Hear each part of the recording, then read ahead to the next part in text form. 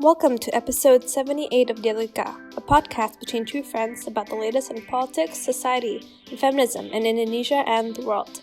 I'm Stephanie Tangkilisan, and Sweetie and Lee is out this week, but we have a very special guest, Anindya Vivi Restuviani, who, along with me, will be talking about the latest Indonesian student protest, which ought to be called civil society protest, as Vivi and I talk about it. When we recorded this interview, we talked on Tuesday, October 1st, so that's kind of where we are, and this is a rapidly changing and ongoing protest, so keep that in mind when you listen to this episode. So here's to it.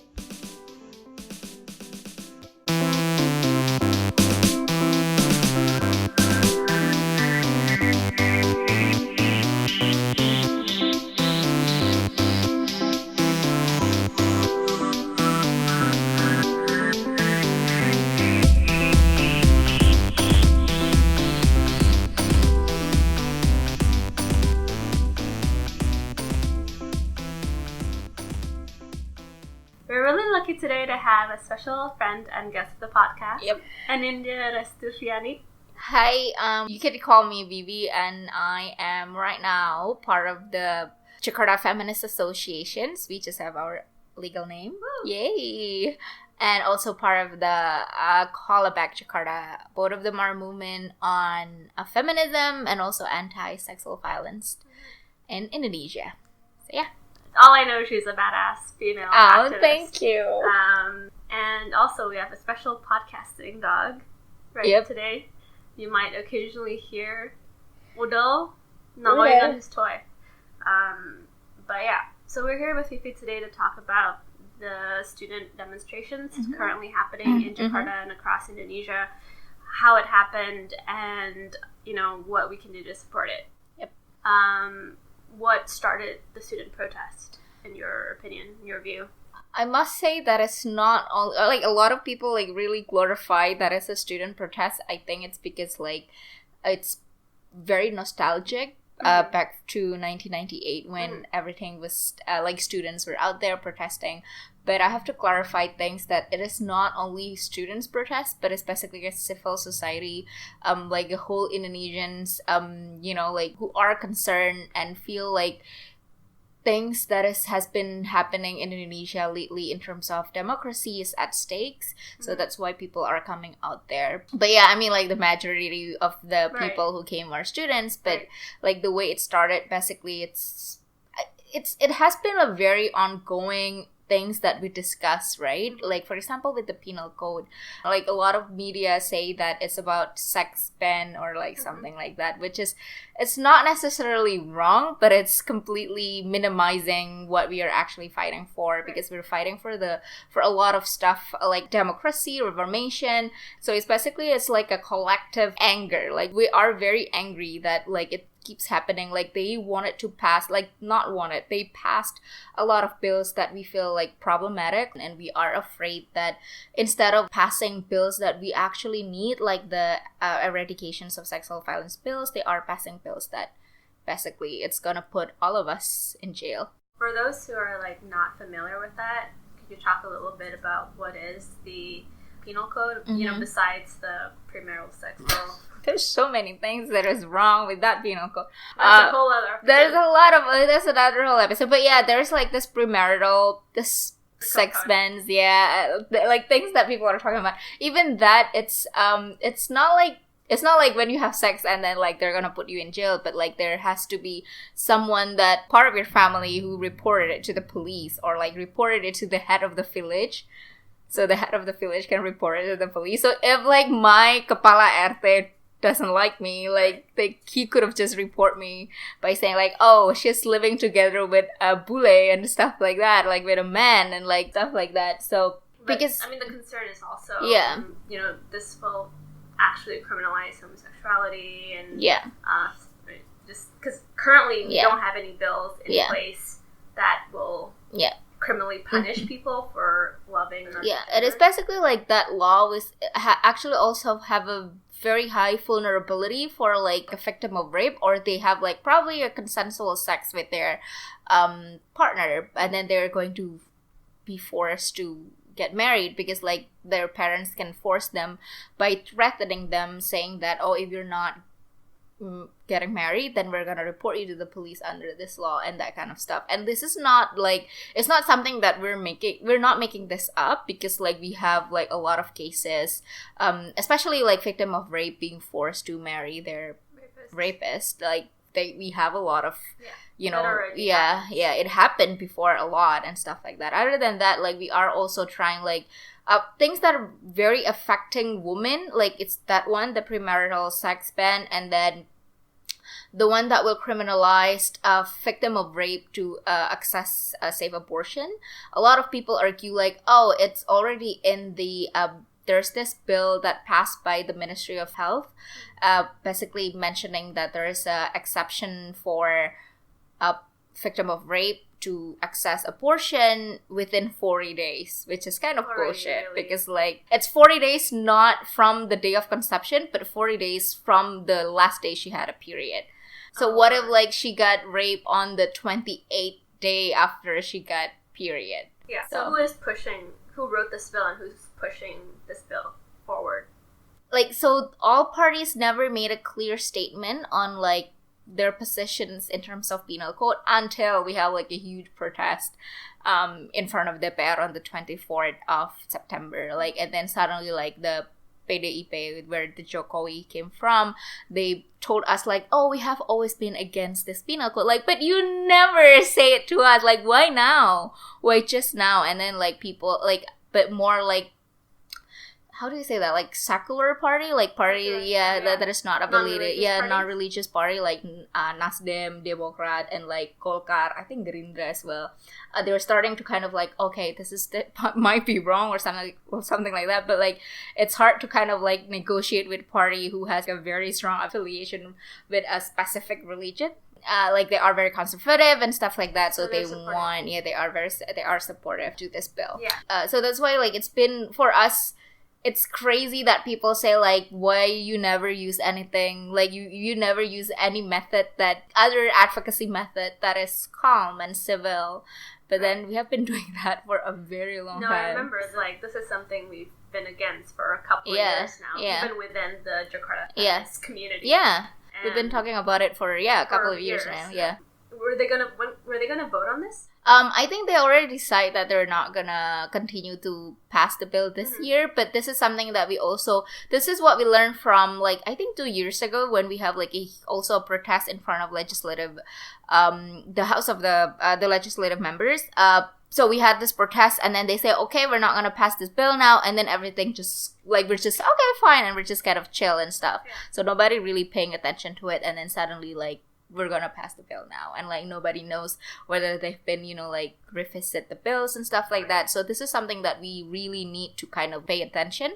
So once they say like, okay, we're not gonna pass the bill now, but then what's next?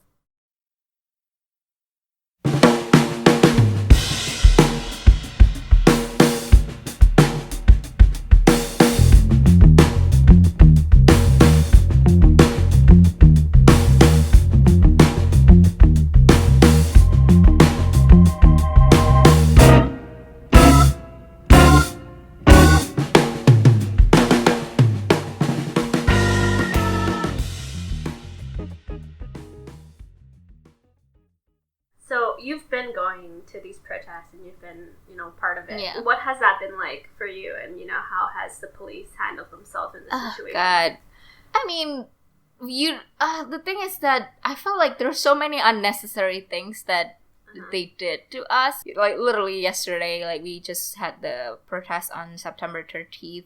I was both participants and also helping in terms of medical, like, respond team. And we are like, there are so many rumors saying that we are being anarchy, like the anarchists and stuff like that. It was just like, for me, it's like an overstatement that people make. Like, I don't think they actually understand what the anarchy means, right. Because it's quite organized, right? Yeah. I mean, like, it is very generic, but also somehow like organized. Like people just came, and because they feel like the fear, they feel concerned and stuff like that.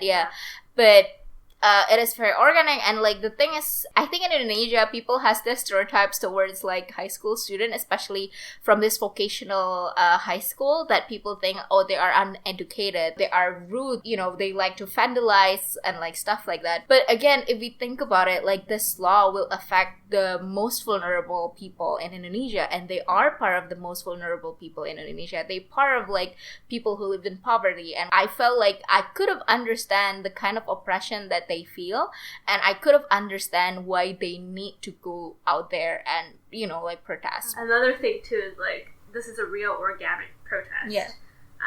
And there's, you know, suspicions that there's a long history of protests in Indonesia that's, you know, people being paid to protest. Yeah. And that's not the case with this, right? Like, that's the difference, right? People genuinely feel. I mean, like, I was there and I felt like like a lot of people say like, oh, the students, like, they probably got paid and stuff, but no, I even like with what happened last night, because like we were running from the police, and then we were just sitting down in this park in Semanggi, Taman Semanggi. Basically that's our second medical post, so there are a lot of people there that were basically needing like some medical aid. And then like some students were actually, we were asking like, are you okay, do you want to go home, like if you can go home now, just go home. And then like some students were coming at us and saying like, you know, can you order us Grab car, or like can you order us like transport, because like we wanted to go home, but if we take public transportation, like the police will raid us, like they will sweep, and like because we're students, so it's very obvious we're using uniform, and we're literally like, we're about like, we just ordered them like a Grab car, and then like suddenly we heard like another shot of tear gas, and the police were coming at us, like we're not doing anything. So like it's, for me, it's just like, I don't understand why they need this kind of level of repression, especially because we were not doing anything. Like what happened yesterday was, we have a very peaceful protest, maybe around 15:47 in the afternoon, and then we saw like a tear gas bomb were dropped in front of the commando car, and then like people were starting to kind of panicking, and then we were kind of like, oh, because I was medical aid, and then I was just like, okay, just calm down, and then the commando car also said, calm down, like don't just stay, and like, you know, like don't panic and stuff like that. And then we try, like the people like try to negotiate with the police at the other side. Like we couldn't even reach in front of DPR, by the way. We couldn't even reach there. Like, so they blockaded like like probably like a kilometer before. Oh wow. Yeah, or like 500. So because if you're not familiar, what's going on is like you see a lot of videos where students using public transport are being raided and, you know, attacked by police in public transport without doing anything. Yeah. And I don't know, it's just like so out of proportion. Like what I don't get is like there've been a lot of bigger protests in terms of numbers. Right? Oh yeah, that's also a thing that I've been wondering. Like 212 and all of these other stuff. Yeah. You know, violating like the curfew for protest, and like nothing has happened. Yeah. They don't shut them with water cannon or like tear gas. You know, and like that's also something that we've been wondering, but I don't think we will ever get the answer.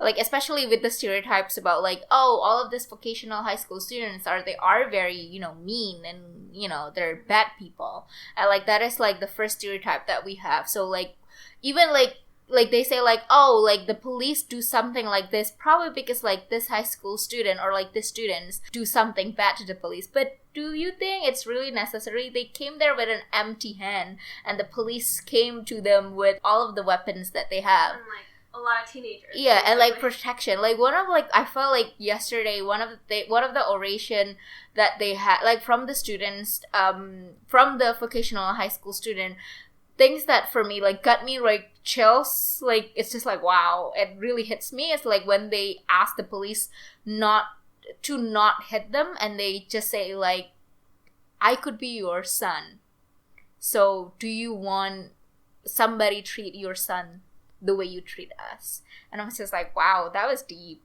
And I was just like, wow, these students know what they're doing. So like when people say like they don't know what they're talking about and stuff, like they know what they're talking about.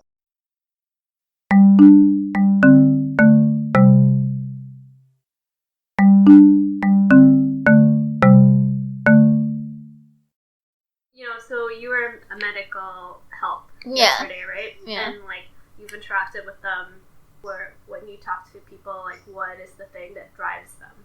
I think it's basically with them, there's so many stuff. They are very worried about KPK, the corruption agency, and also with the Penal Code.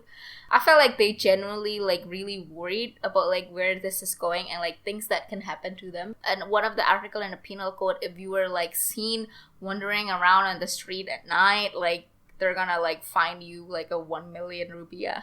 Or like $70 and stuff like that. Which that's basically half your monthly salary. Yeah. Or like it's like basically like they're just making the poor more poor. Yeah, they want them to stay at home. Yeah. And then, you know. Yeah. Like there's just, for me, like with this homeless article, I was just like, so what are they gonna do to pay that 1 million rupiah to be more like, you know, like stay outside and like what, like they don't have house. They don't have home. That's why they are outside, you know. And like it is fair. It is also very vulnerable for sex workers. Like they could have, you know, like they could have charged them with this. So there would be criminalizations of over sex workers and stuff like that. So yeah. So I think like those are the articles that they are very worried about. So basically, this is an attack on their way of life and just existing in the world. Yeah. I don't even know how like people consider, like some people argue that it has always been in the current penal code, but it's not, you know. Like there are, like, for example, the premarital sex ban, like they already basically not criminalize, they already regulate about like people who are committing adultery with someone who is not their partners if the partners press charge, you know, because like, you know, like probably that's a violations of their very sacred relationship over like the marriage and stuff like that. And I could have understand like if that happened, you know, but they're not gonna charge the people who are like, for example, the woman who has no clue that the man actually has a wife and stuff like that. But like, so that kind of stuff. But yeah, people say like, why are you refusing the new penal code when our current penal code is actually a product of the colonization? And I was just like, but now this is worse than the colonization. Like, you were the one who's trying to colonize us. I mean, you know, it's like, it's just a different colonization. This is definitely the product of colonization, because definitely they have the colonizer mindset when they are like basically drafting the bills. And what has been Jokowi's response to this? Well, we try to advocate to his party and also to him for a very long time, right? So the students started to come on the 19th of September, even though we started since the 15th. He said like, okay, he's gonna ask the DPR to postpone he only mentioned about the penal code, postpone the legalizations of the penal code. So he's been like making a lot of statements, but a lot of people seems very skeptical, especially because whatever he said is basically very contradictory with what happened in the field. For example, when he said like, oh, I'm gonna keep this democracy alive in Indonesia, and then overnight, like, Dandi Laksono and Ananda Badudu, who are like basically people who are like tweeting about this stuff, like sharing information on the field, were being arrested. So we're just like, oh, you say like you're gonna keep the democracy, so what is happening with our friends? So yeah, so we're super confused with what is actually going on with the government. What's the sentiment on the ground? Right now, I think people are not tired yet, especially with what happened, like with what the police did. I think a lot of people are just like, this is not fair and stuff like that. That's why they just still want to go on the field and stuff. But I'm personally, like, physically, I'm very tired. You know, yesterday when we had the protests, we already mentioned that, like, hey, we had small wins. So maybe what we should do next is just to basically, like, together, we're just gonna, you know, like, hand in hand, like, observing and like assisting and like, you know, like do our own advocacy in our own way, you know, like make sure that they're not gonna pass the bill like suddenly or stuff like that. Keep making sure that they're actually doing their job and stuff like that. So I hope that I hope that like the next DPR will actually, I'm very pessimist, but I need to be optimist as well. But so yeah. Are there more protests planned? Like sporadic protests? Yeah, I think like people in small cities, they are not small cities. People in other cities, like they're still like doing protests as well. Like I think I saw some people who still have like the posters say like 2nd of October and stuff like that. So probably until like 3rd or 4th, like it's will still going on. And Jokowi will be swearing in, on October 20th. So that's another date to look forward to. Because I'm afraid like people will twist this around if like we continue to protest until October 20th, because that's also like another sentiment of like the pro Jokowi people saying that this protest is actually to topple him. Yeah, it's not true. It's not true.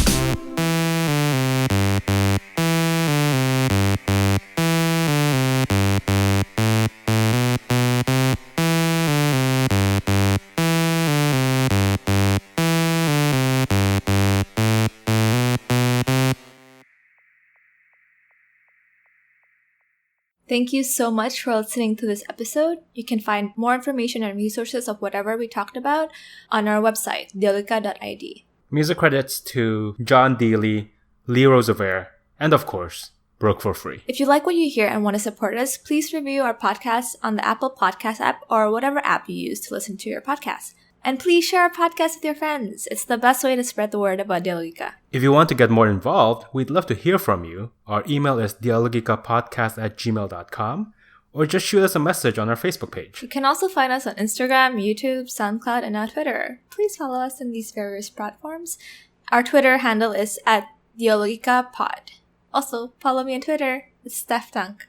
That's STEPHTANGK. Thank you again, and see you guys next time. Bye!